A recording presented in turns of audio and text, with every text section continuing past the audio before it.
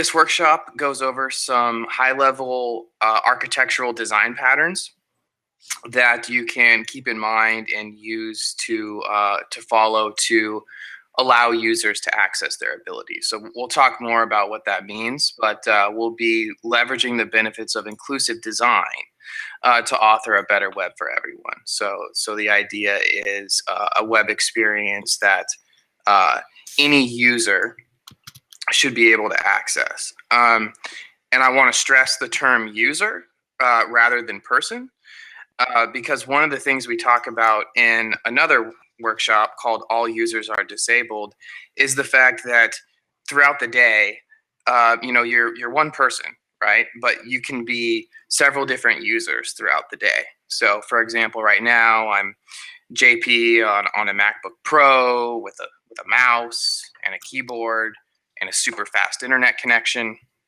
But when I grab my phone and hop on my bike and go on a bike ride, contextually, I'm an entirely different user. I don't have a mouse. I don't have a keyboard. I don't have a big screen. I don't have a fast internet connection. So that's something we probably all, can relate to, but it might not be something we think about, is the fact that one person can be 5 different users throughout the day, depending on the context of how they're accessing an experience and your personal abilities along with your device's abilities or disabilities together form you as a user. So it's not just about abilities, it's also about the abilities of your device. Okay, so with that said, let's go ahead and get started. So I really like to show this slide here. You may remember this from the 2012 Summer Olympic Games. I can't remember if this was the opening ceremonies or the closing ceremonies or what, but Tim Berners-Lee, who is credited for inventing the World Wide Web, gave this awesome presentation, I guess you could say. He put up in huge letters throughout the stadium, "This is for everyone." And by this, he meant the web. So I think this is a really important thing to keep in mind, especially since it comes from the person who invented the web. But he did so with the idea that it would be something that enables everyone. And that's something that as you author the web, as you publish to the web, I think that's important to keep in mind. We talk about www a lot, right? But it's important to keep in mind what that stands for: the World Wide Web. It's not the IE9 and newer web. It's not the wealthy Western web or the I'm on a fast computer with a broadband internet connection web. It's the World Wide Web. So it's a really interesting challenge to try to author for something that can literally be accessed by anyone in the world, regardless of where they are, regardless of what their bandwidth is, regardless of if they have any disabilities or not. But I think you may find that if you challenge yourself to do that, you wind up with a really fascinating result, because accessibility isn't just about making things for disabled people. It's about making a better experience for everyone. So that leads us to, what is accessibility? Well, one way to measure accessibility is by one's ability to access whatever you're serving. It's pretty simple definition, right? But if there's an experience that somebody can't access because maybe they're on an older browser, or maybe they don't have very fast internet, or maybe they have certain visual or cognitive or physical disabilities that your experience isn't catering to, right? We all probably remember right around 2009 or so, when Flash started to go away and the mobile browsing became increasingly popular, and we were all trying to browse the web on these new smartphones, and you'd come across a website that probably wasn't responsive or wasn't, fat finger friendly or touch friendly, essentially relied on the mouse. And that would be really frustrating, right? You'd be like, oh, I can't access this website. This is so frustrating. Well, I found that like a really interesting time in the industry, because that was when all of a sudden everybody started to care about accessibility. It was like before that, we were building like full screen, rich interactive flash sites that weren't really accessible at all. And then everybody, gets these tiny little computers in their pockets, which essentially, like I talked about earlier, change your cognitive abilities as a user. And now all of a sudden everybody cares about accessibility because they can relate to it. But I think if you've experienced that frustration in one way or another, I think it's important to remember that some people, that's what browsing the web is like for them every day. Because again, they might have some certain, a disability or something like that. So accessibility isn't just about keyboards and screen readers and color contrast. Those are important parts of accessibility, and they're things that when you research accessibility, people talk about a lot.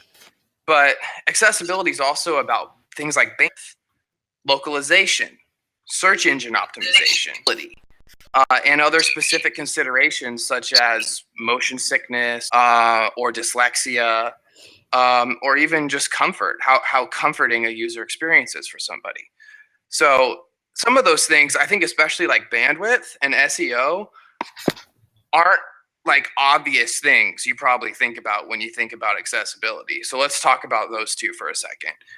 The reason why bandwidth is the really important topic in accessibility is, again, we're talking about the WWW here. We're talking about the World Wide Web. And there's some really interesting statistics.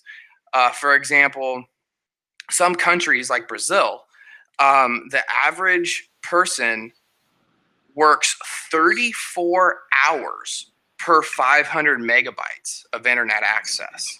Think about that for a second. So in this session, I can almost guarantee you we're all going to use over 500 megabytes of bandwidth, especially because we have so many people connected right now. Imagine having to work 34 hours for that.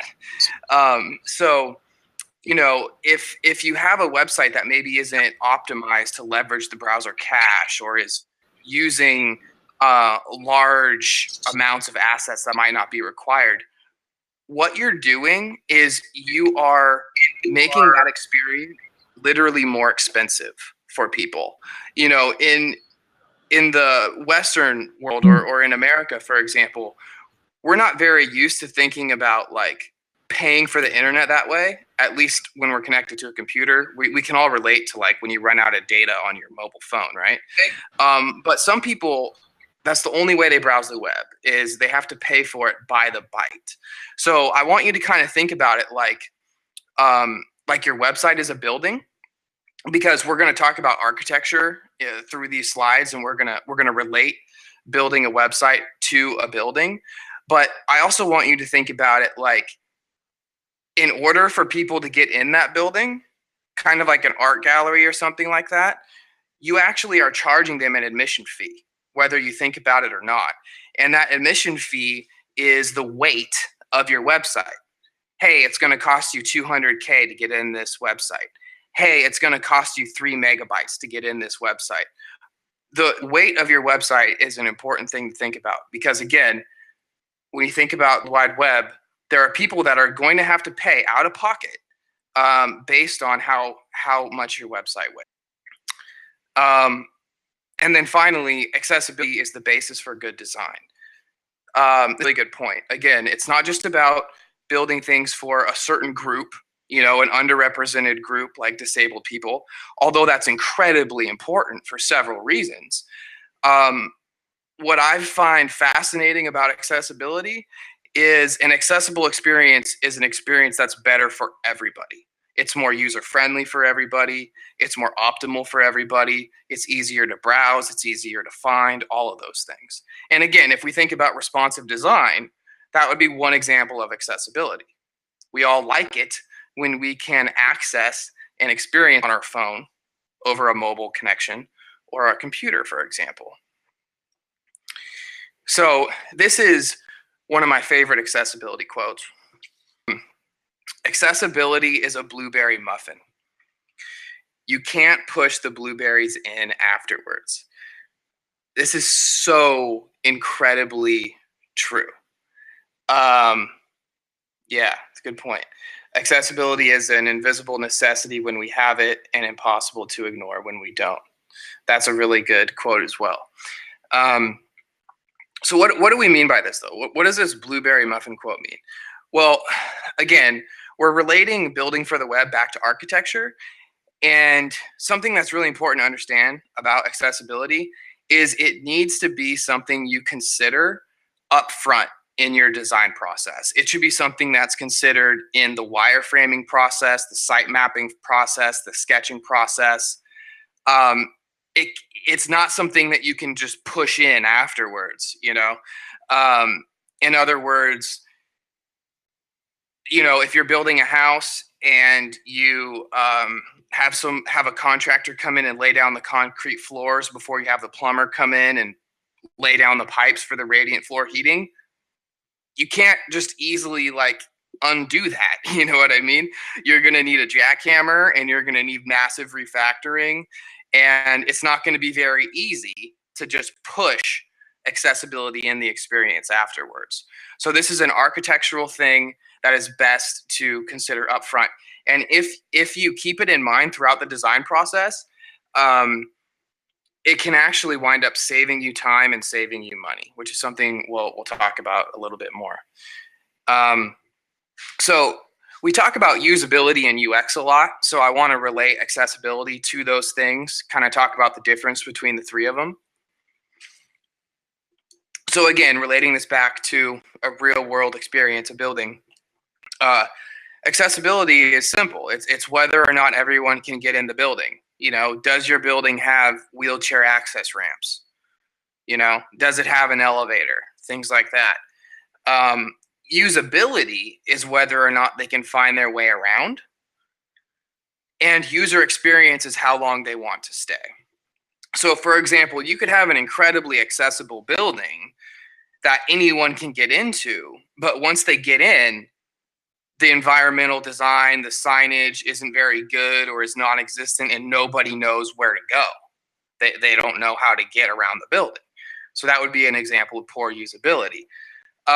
It could also just be not a very nice experience in there, you know? Maybe it's an art gallery and everyone can get in and everyone can find their way around, but nobody likes the art, so nobody wants to stay very long. So those are kind of the differences between accessibility, usability, and user experience. Of course, they're all important and things we want to keep in mind, but they are all related because you're not going to have a usable experience or a very good user experience if you don't have accessibility in the first place, because people have to be able to access it in the first place. Okay, so we've talked about architecture a little bit, but I want to talk about the difference between a web developer and a web architect. So, as a Thinkful student, your goal is to become a web developer, I would assume, right? And that should be your goal. But I would also challenge you to graduate to becoming a web architect. So what's the difference between a web developer and a web architect? Well, you know, we all, or many of us probably like built forts or something like that when we were a kid, right? And that technically would make us a builder, right? But it doesn't make us an architect, because in order to become an architect, you have to study several things. You have to build things up to code. You have to build buildings that aren't going to cave in an earthquake and things like that. And it's really no different with the web. So a web architect is going to keep things in mind, like supporting all users with inclusive design patterns. A really important one, and this goes back to the first slide about Tim Berners-Lee, I think that a web architect considers that access of information is a human right. This is why this is so important, right? You may believe that, you may not believe that. I like to think about accessibility like water. It's a human right. It's something we all are equally reliant on and deserving of. Um, a web architect ensures everyone can not only get in the building, but can find their way around. So again, it's not just about accessibility, it's also about usability. Um, a web architect considers accessibility an integral part of the design process, not a feature request or a budget item. So a lot of times you'll hear from people like, yeah, well, accessibility wasn't in the budget. My client didn't request accessibility. Well, that's not a very good and I would argue that a web architect would never make that excuse. So think about it this way. When you hire an architect to build a building or build a house, you don't have to ask them to budget for or consider building that building up to code, you know? Like you don't have to be like, oh yeah, and by the way, can you build it 16-inch stud on center so that it's built up to code and my house doesn't cave in on my family in the middle of the night? No, you don't do that because as a professional architect, that is implicit. They are going to do that every time, period. So I would encourage you to not really think about accessibility like something that's optional and something that needs to be budgeted for. A web architect also authors performant documents that can stand the weathers of script breakages and future assistive technologies. If you look at the definition of performance, it actually has very little to do with speed, and it has more to do with whether or not a given task is successfully carried out. So in other words, performance has a lot to do with how reliable or stable something is. And by creating semantic documents that are what I would call HTML first, meaning you initially serve as much of the experience as you can as HTML and then progressively enhance it. If and when you add things like JavaScript, that document is going to withstand the weathers of script breakages like JavaScript breaking or an older browser or JavaScript being disabled, things like that. It's also going to withstand future assistive technologies much better because HTML is future forward. So we've been talking about web experiences as buildings. Experiences that are entirely dependent on things like mouse or JavaScript or screen size or site, in other words, that don't support screen readers, don't stand firm. They're not stable. They're not performant. I don't care how fast they are. I don't care what your Google PageSpeed score is. They're not performant. They're not stable. And this is likely because they aren't properly built to spec. So again, in the real world, when we build a building, architects have to build something up to code, up to architecture code, right? On the web, these laws or requirements aren't exactly as heavily enforced as they are when building an actual building, although they are becoming increasingly enforced. But we do have a set of guidelines or a code called the WCAG, the WCAG. You might have heard of it, and it's a set of guidelines to help you build experiences that are more stable, that are more performant, that are more reliable, that are more accessible for all users. Again, I said all users, not all people. So experiences that are architected HTML first can withstand the storm of things like script breakages, assistive technology, and the evolution of web standards. So we'll take a look at a couple examples of this in a moment.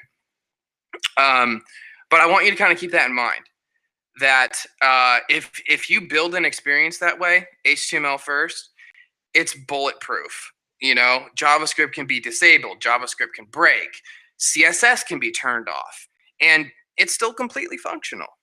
But if you don't, then you don't have that, and your site isn't going to be one of the ones that withstands that storm, right, of script breakages. So you might be thinking to yourself, by the way, like, come on, JP, it's 2016. Who browses the web with JavaScript turn off? I mean, this is ridiculous. Well, an interesting statistic is about 1.1% of web users don't receive JavaScript. Now, of that 1.1%, only 0.2% of the 1.1%, so all but the 0.9%, actually have JavaScript disabled. So you've got 0.2% of people browsing the web with JavaScript turned off, barely anybody. But you've got 0.9%, almost 5 times that amount of people who aren't receiving JavaScript like glass. It's incredibly powerful. It's incredibly useful. It's an amazing enhancement. But it shatters. It breaks very easily. HTML and CSS are much more reliable. For example, an HTML document, even if you have like an unclosed tag or something like that, the browser can kind of like figure out what's going on and do its best to still serve the document. JavaScript doesn't work that way at all, as we're all probably familiar with. You know, your cat walks across the keyboard, you got an extra semicolon in there, and you're dead in the water. The whole thing's done. So I would encourage you to not put your user experience behind JavaScript, and definitely don't put your content behind JavaScript. So we're going to look at a couple really one good and bad example of accessibility. So again, here's one. This is really common today. What we call single page applications. The idea of having an empty div, like literally empty, that Angular or Java or React or whatever then populates and loads your experience. Here's some issues with that. There's no meaningful content initially delivered to the user. There's no content delivered at all to the user if your scripts break. Large libraries have to be downloaded, initialized, possibly reach out for an XHR request before any meaningful content gets to the user. So accessibility, search engine optimization, and performance all are related. It's kind of like a triangle. And the reason for that is search engines rank you more heavily now on things like whether or not your experience is accessible on a phone, or how quickly you're initially delivering content, meaningful content to the user, than things like keywords in your header and stuff like that that used to matter. So another example of what isn't accessibility. This is something we see a lot. If you're, say, doing like a user login or something like that for a JavaScript web app, the placeholder attribute's cool and everything, but it's not semantically meant to describe an input label at all, actually. It's meant to serve as an example of what might go in that input label. So every text input should have a label, with very few exceptions. And if it doesn't have a label, it still needs either an area attribute or a title attribute to describe it for screen readers. So one problem here is that our input, our username input, should have an associated label that describes it, such as username. And then the placeholder should be a prompt like enter username, or an example of what might go in there, like Bob. Another problem is that this isn't wrapped in a form. So even synchronous endpoints, meaning like old school form submissions where you use the attributes to synchronously, as in through another page request, send form data to the server. In other words, not without using AJAX. Even if you're not doing that, you still should be wrapping your user input in a form because it's semantic and also because assistive technology, like browser plugins and things that particular users might use to enable them, relies on things like forms. Another thing is you may have heard of the HTML5 form validation API, which is awesome. You know, something that allows you to just say like input type equals email, and then when someone clicks a submit button, Chrome won't even let them submit the form. It'll say, hey, this actually needs to be an email. So in other words, the HTML5 form validation API is something you should try to leverage, and you can't do that without a form. And then the other problem here is notice the way we are handling the submission. We're doing it by listening to a click event on the button. But the problem with that is it bypasses the HTML5 form validation API. So let's take a look at how this same sort of example could be done more accessibly and more semantically. We've got a couple more lines of code here, not a lot, maybe 3 or 4 more lines of code. But let's take a look at what we've done. We've wrapped it in a form instead of a div. We've given that form an action attribute. So what would happen here if we're not using Ajax or if JavaScript breaks and they submit the form, it'll take them to like the /submit username endpoint. And then another thing we've done, it's a minor difference, but look at our button. We have the button has a type of submit. And then also, instead of listening to a click event on that button, we're actually not listening to any event at all on the button. We're listening to the submit event of the form. So it's really important to understand that not all users click, not all users browse the web with a mouse. And even though most browsers will treat, hitting return on your keyboard as a click on a button, there's absolutely nothing in the spec that instructs them to do so.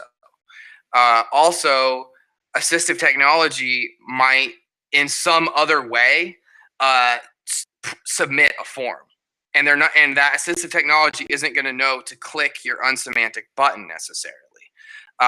So by listening to the submit event of the form rather than a ambiguous click event on a button, we get to leverage the HTML5 form validation API, which is free to use and awesome.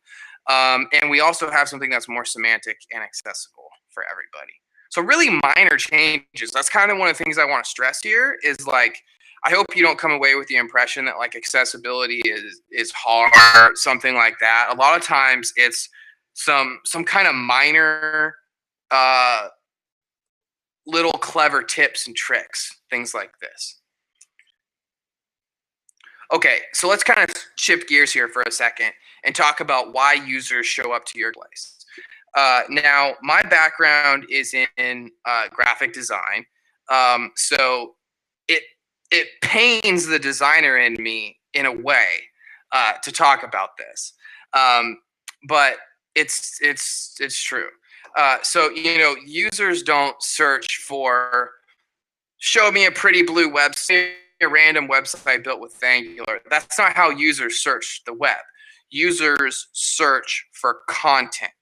They're not showing up to your website for your design. Sorry, designers. They don't. That's not what they're showing up for. And they're definitely not showing up to your website for whatever JavaScript enhancements you have. They're showing up to your website for content. So it's very important to make that content accessible for them. Again, that goes back to the HTML first design patterns we talked about. So users, therefore, content is what matters. HTML is content. HTML is literally your content. So therefore, HTML is what matters. And if you find yourself mixing things up, putting your content behind your JavaScript enhancements, like by doing the empty div thing we talked about earlier, you're going to have problems. Just like we talked about how, if you lay down the concrete before you before you put in the pipes for the radiant floor heating. Like, you're just going to have an architectural flaw that you won't really be able to escape down the line. You're not going to be able to easily change that without massive refactoring or rebuilding later. So try to keep the right pieces of the pie, in the right area. Okay, designing within the limitations of web standards. So we've talked about kind of like the importance of serving HTML up front. But this comes back to the point about accessibility not just being something that's ethical or important or legally required, is that by confining yourself to these limitations, you will realize things as a developer, as a designer, as an architect that you simply would never have thought of otherwise. And you might be thinking to yourself, oh, but JP, I mean, I want to use all this cool stuff. There's all this awesome technology out there. There's, all these jQuery plugins and JavaScript and Node and React and Angular, and I want to use a lot. That's fine. I get it. But before you use those fancy tools, challenge yourself to get as far as you can with your functionality by working within the limitations of web standards. And what you'll realize when you do that is the amount of weight or enhancements that you have to wind up adding to that experience is going to be surprisingly less. And in some cases, you might not need it at all. So by not moving on to scripts or even styles until you've reached a baseline functionality with raw HTML, your experience is born accessible. And it's also born with a 100 out of 100 page speed score. Don't take my word for it. Try it sometime.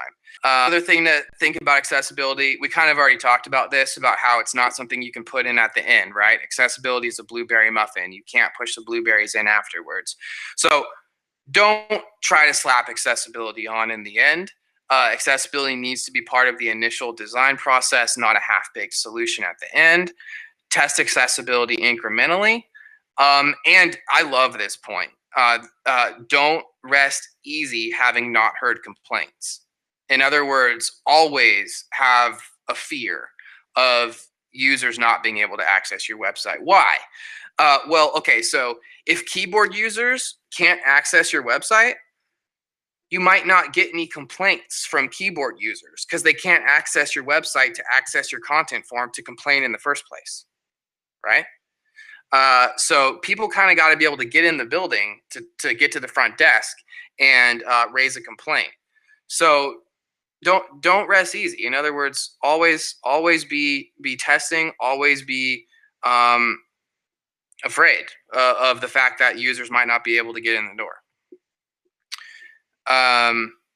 So one final slide here. Again, this is about inclusive design, better serving everyone. So what this shows is the difference between equality and justice. On the left, we have equality. Everyone's got the same stuff, but not everyone can access the game. On the right, we have justice. We provide assistive technology to make sure that everyone can access the game. With justice, the two people on the left aren't having to constantly explain the game.